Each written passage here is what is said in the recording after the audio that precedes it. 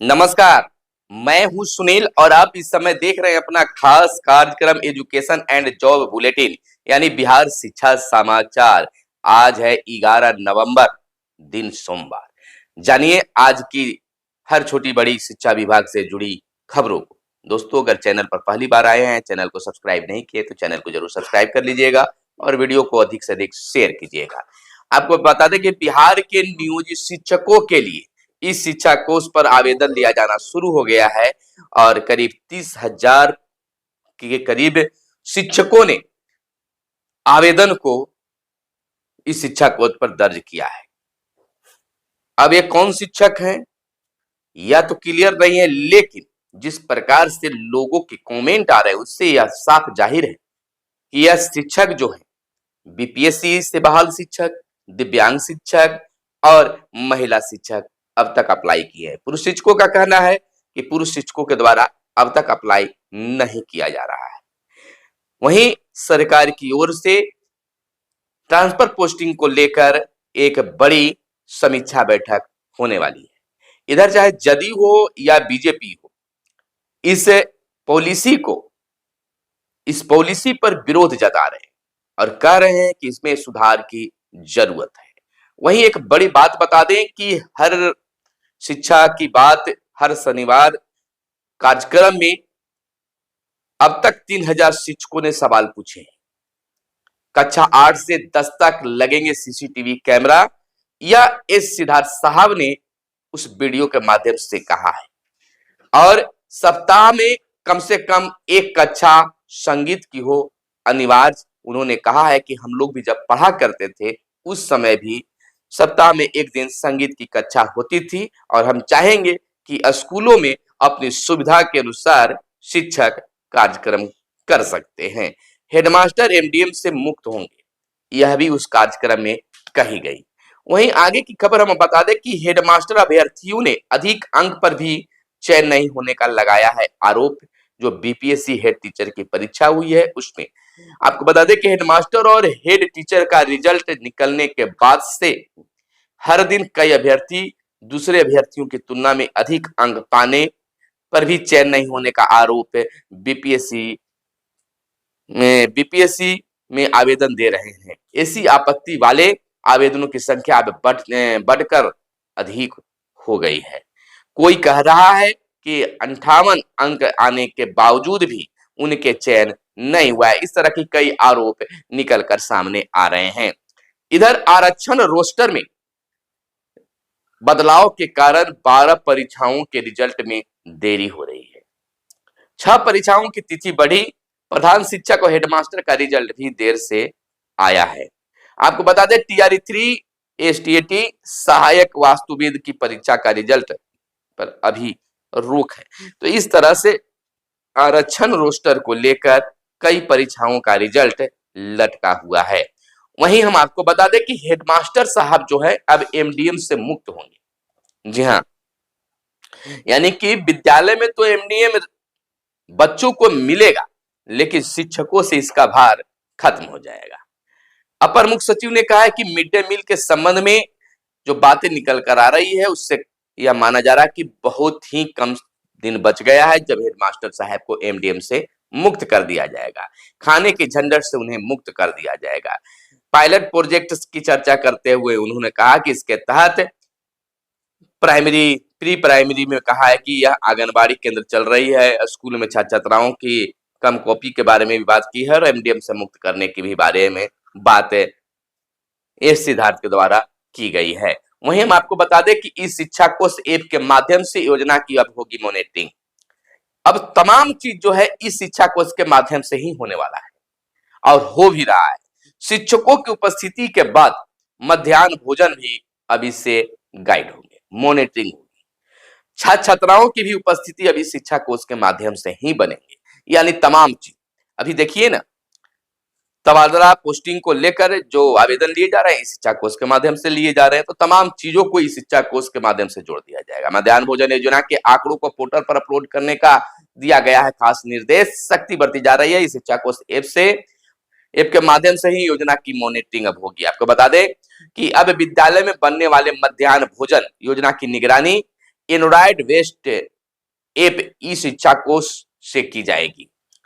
उस ऐप के माध्यम से प्रत्येक दिन बच्चों को मिलने वाली मध्याह्न भोजन से संबंधित आंकड़ों को अपलोड करना होगा। इस संबंध में बिहार सरकार शिक्षा विभाग मध्याह्न भोजन योजना निदेशालय के निदेशक विनायक मिश्र ने जिला कार्यक्रम पदाधिकारी मध्याह्न भोजन को पत्र भेजा है। पत्र में सभी डीपीओ को निर्देशित किया गया है कि जिले के सभी प्रारंभिक विद्यालयों में मध्याह्न भोजन से संबंधित आंकड़ों की एंट्री प्रतिदिन इस शिक्षा कोष ऐप के माध्यम से की जाए और फिर प्रतिदिन मध्याह्न भोजन योजना से आच्छादित विद्यालय एवं बच्चों की संख्या प्रतिदिन प्राप्त किया जा रहा है। उक्त संख्या को एपीआई के माध्यम से प्रतिदिन भारत सरकार को उपलब्ध कराया जा रहा है। शिक्षा विभाग द्वारा भी मध्याह्न भोजन योजना के अनुसरण करने के लिए एंड्रॉयड बेस्ड ऐप या टैबलेट बेस्ड के माध्यम से इस शिक्षा कोष के माध्यम से तमाम चीजों को किया जाएगा। वहीं हम आपको बता दें कि शिक्षकों की अब वेतन नहीं कटेगा। शिक्षक स्कूल में 4 दिन देर से पहुंचेंगे तो 1 दिन की छुट्टी मानी जाएगी, यानी काटी जाएगी। पहले अगर शिक्षक लेट होते थे तो उनको वेतन काट लिया जाता था, लेकिन सिद्धार्थ ने अपर मुख्य सचिव यानी एसीएस साहब ने कह दिया है कि अब शिक्षकों का वेतन नहीं, बल्कि अगर वह लेट होते हैं तो उन्हें 4 दिन अगर लेट होते हैं तो उनका 1 दिन का आकस्मिक अवकाश जो है या अवकाश किसी तरह का अवकाश में माना जाएगा।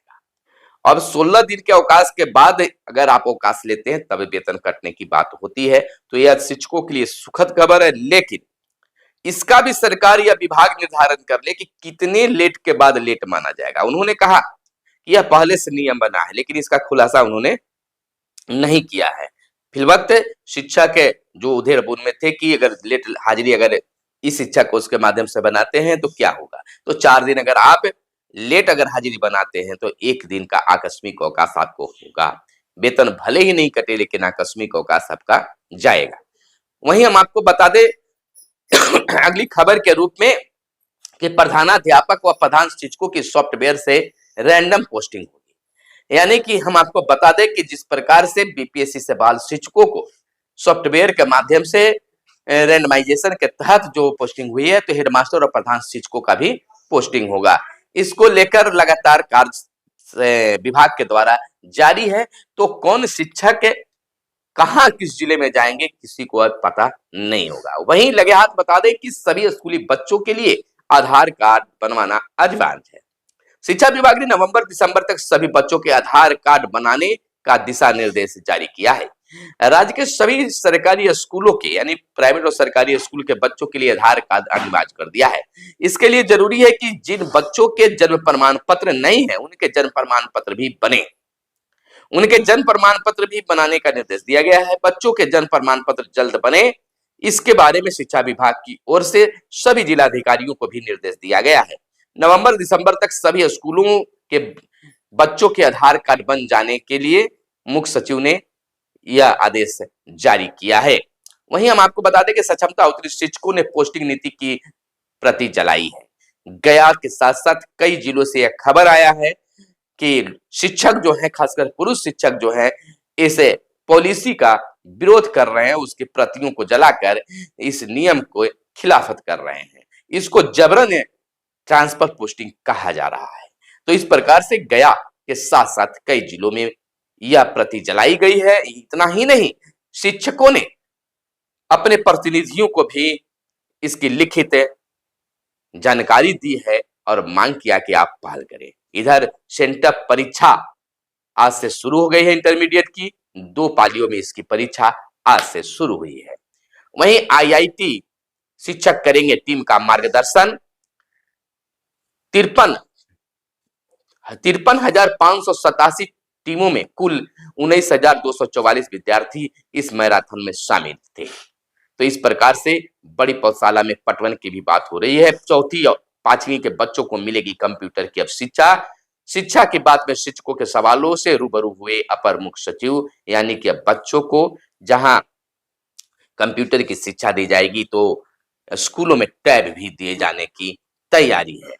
वहीं हम आपको बता दें कि शिक्षकों के ट्रांसफर पोस्टिंग को लेकर आज उम्मीद जताई जा रही है कि कोर्ट में मैटर चला जाएगा। आखिर कोर्ट में मैटर जाएगा तो क्या कुछ होगा, ये आप समझ सकते हैं। फिलहाल आप पर छोड़े जाते हैं और कमेंट करके विशेष जानकारी और दीजिए कि क्या पहल शिक्षक संगठन या शिक्षकों की ओर से हो रही है। फिलहाल हमारे साथ बने रहें और स्वस्थ रहें, मस्त रहें, अपने जीवन में व्यस्त रहें। धन्यवाद। जय हिंद, जय भारत, वंदे मातरम।